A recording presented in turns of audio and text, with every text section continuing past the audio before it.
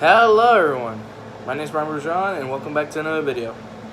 In today's video, I'm going to be talking about today's Yellowwood 500 at Talladega Superspeedway.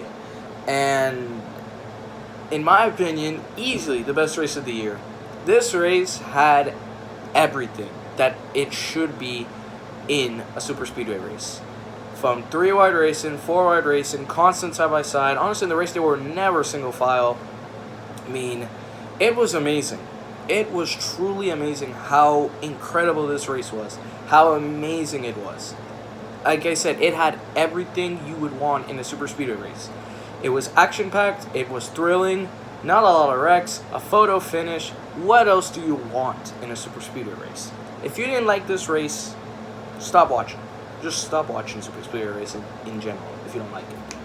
Like, it was amazing. Let's talk about it. First of all, please subscribe. Before we get into it, it would mean a lot. It would help me out. And yeah, let's get into it. Again, this race, 188 laps, an all-out thriller. Only a couple crashes, really. There was like 1-2 big crashes before the last lap, which had the big one. First incident was Ross Chastain, who this was towards the last lap. This was the last lap. Stage 1. It was Ricky Stenhouse Jr. and Kyle Busch on the outside lane. It was about 3 wide, side by side, down the backstretch. Ricky Stenhouse Jr. ran out of fuel and fortunately stalled. Basically, Kyle Busch was behind, slowing him down a lot.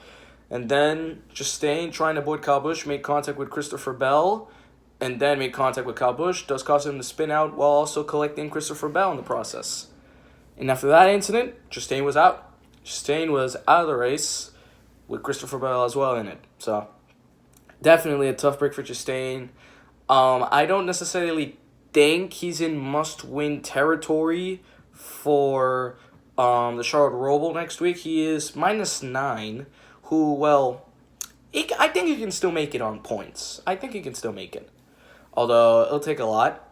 But I think on points, he can do it. But, main objective, in my opinion, he should try and win it.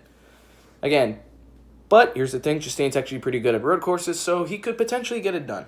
There's no saying that he won't get it done, that it's over.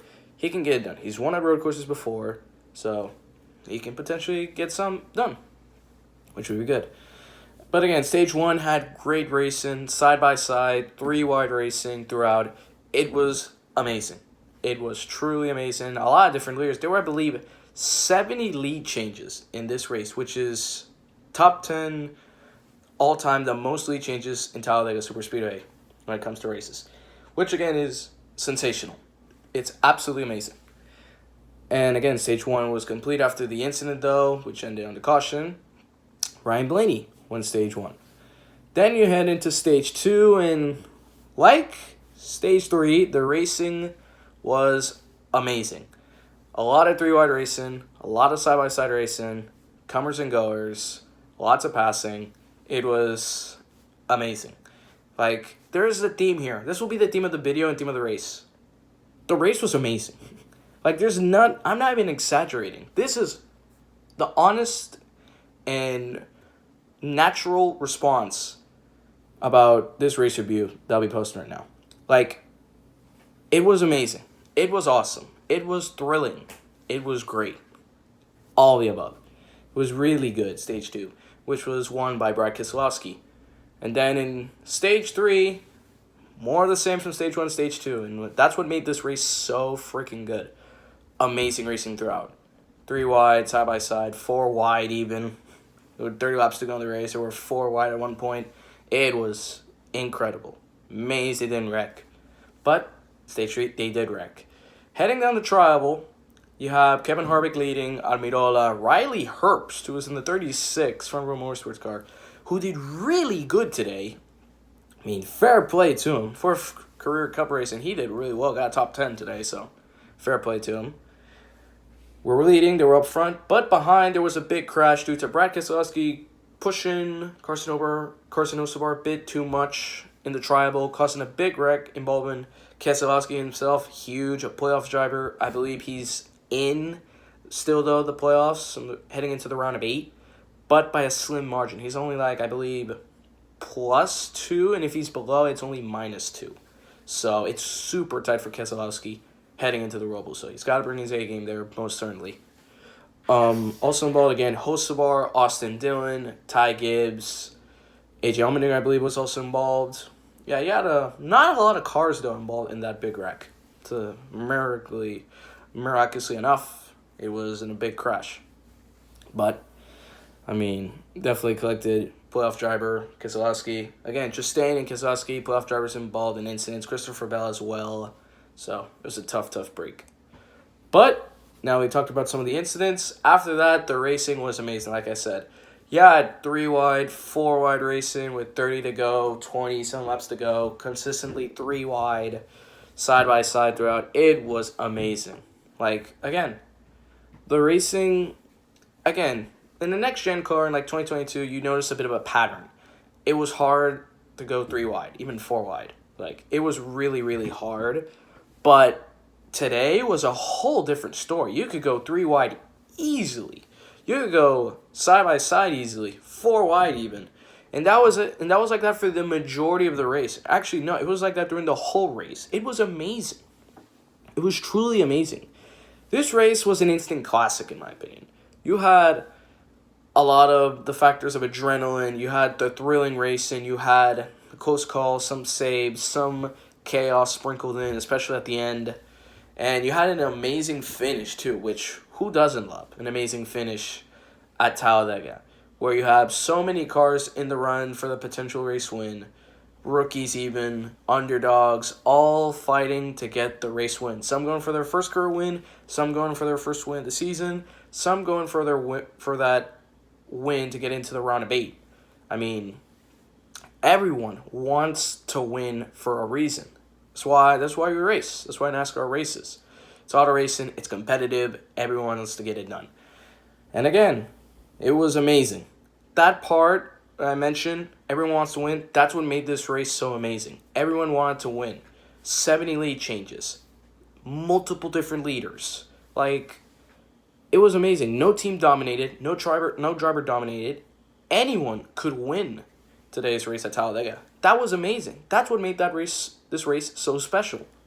And again, in my opinion, top 10 race of the decade. Top 10 race of the year. Top 5, top 3. And it's not 2 or 3. I mean, it was amazing. Great race. Amazing action. Thrilling stuff. It was truly a masterclass in super speedway racing. And it ended in amazing fashion.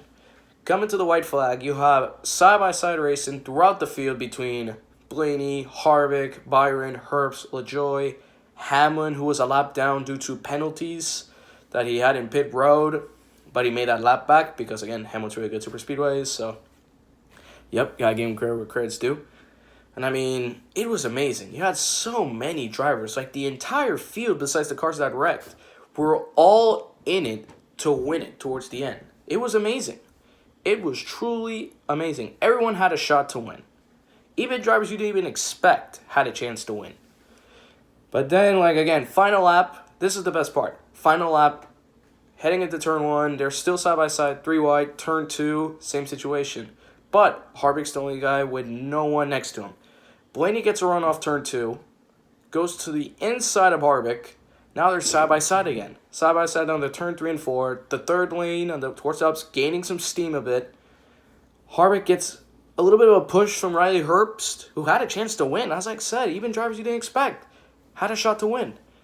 Coming down the tribal, side by side.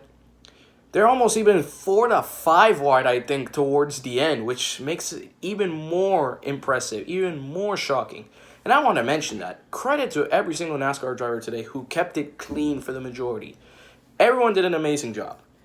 Keeping themselves calm and composed throughout the 3 wide, 4 wide racing. It was amazing.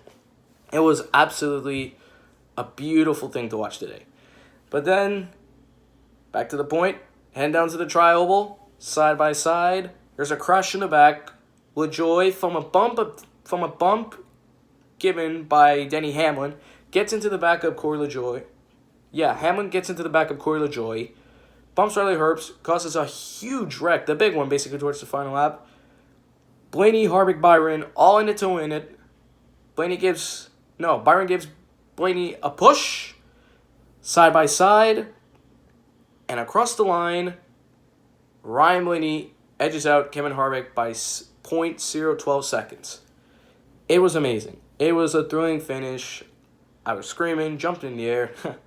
It was amazing. It was truly a thrilling finish to an instant classic of a race. Again, a lot of cars were involved in the big one. A lot of cars, like maybe more than 15, easy, 20 maybe. It was a huge, huge crash. But again, the race was won by Ryan Blaney. Fair play to him. He clinches his ticket into the round of 8 with William Byron now. And those two can completely relax heading into the Charlotte Roval. They can chill. They can feel calm now that they have to focus on other racetracks for now to potentially get into the championship round at Phoenix. So yeah, again, an absolute thriller. Now let's get to the results. Ryan Blaney, like I mentioned, won the race by .0012 seconds. A very, very close finish. Like, beautiful. Chef's kiss. Second place, Kevin Harvick, but bit of breaking news. Kevin Harvick actually failed post-race inspection due to windshield fasteners not being secured during the event. It's illegal. It's a safety violation. Unfortunately, Harvick got disqualified, and he actually finishes 38th, last place. Unfortunate. Not the fairy tale ending Kevin Harvick would have wanted. Like, imagine a walk-off win at Talladega. It would have been amazing for him, but finished second, edged out by Ryan Blaney, and now DQ'd. Last place, 38th. Terrible. Just terrible, terrible, terrible luck for Kevin Harvick. So yeah, now the results are a bit different. So first place is Ryan Blaney. Second place is William Byron. Third place, Denny Hamlin. Fourth place, Corey LaJoie. Shout out to Corey, man. Great race. He's underrated here at Superspeedway, so he got the job done. Fifth place, Austin Cindric. Sixth place, Justin Haley. Seventh, Chase Elliott. Eighth for Ryan Preece. Ninth for Riley Herbst. Again, fair play to Riley. He did really good. Again, underrated performance, honestly. He was really good. Only his fourth career Cup race, and he did really well. He did really well. And in 10th place, Daniel Suarez. But yeah, again, it was one of those wild, insane Talladega races that you couldn't help but just smile watching. It was an absolute thriller in every shape, way, and form imaginable. And again, as for playoff drivers that struggled this race, had bad results, Ross Chastain finished 37th, involved in an early race crash. Again, last time stage 1. Kevin Harvick, actually no, he's not in the playoffs, but worth mentioning again, he DQ'd second. He didn't finish second place. He actually finishes dead last, 30th. So Chastain had a rough day. Bubba Wallace had a rough day. Didn't get the finish he would have liked. Brad Keselowski involved in a crash. Reddick didn't get the finish he deserved. So yeah, some playoff guys did struggle. They're now a bit close to the cutoff line now, heading into the last race at around 12. So yeah, it's going to be tight. As for the playoff standings after Talladega, William Byron, Ryan Blaney, again, they've clinched their ticket into the round of 8. They're good. Denny Hamlin, plus 50. I feel like if he just races normally, acts like there's no pressure heading into Charlotte Roval, he will clinch into the round of 8 with ease. Christopher Bell, plus 22. Bell won here last year, so you gotta feel confident for Bell's chances to move on to the round of 8. You gotta feel confident. Chris Buescher, plus 5, plus 19. I think he's good as well. Again, 5th place, plus 19. He's good at road courses, so safe to say he should be good. Unless something goes way out of his control. 6th place, Martin Truex Jr., plus 17. Despite everything, despite almost being out in the first round, he is plus 17 in 6th place currently in the round of 12.